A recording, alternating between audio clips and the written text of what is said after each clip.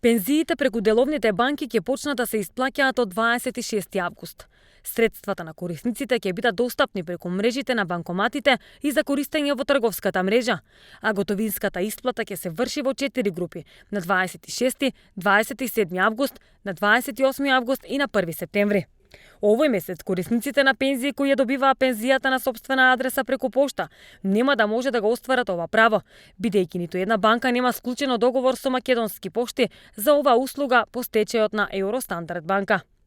Пензионерите кои ги примаат пензиите на домашна адреса треба да отворат трансакцијска сметка во друга банка и да ја подигнат пензијата од таа банка.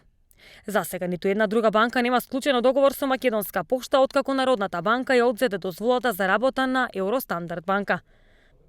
Владата вчера донесе заклучок со кој го задолжува Фондот за пензиско и инвалидско осигурување на Северна Македонија и им препорача на деловните банки да обезбедат други дополнителни редовни исплати за корисниците на пензии кои се префрлени од Евростандард банка АД Скопје во другите деловни банки. Социјалистите да може да располагаат со августовските пензии на 7 септември, 14 септември и на 25 септември. За оние корисници на пензиите кои досега ги користеа услугите на Евростандард банка и кои до 25 август нема да успеат да отворат трансакциони сметки во другите банки.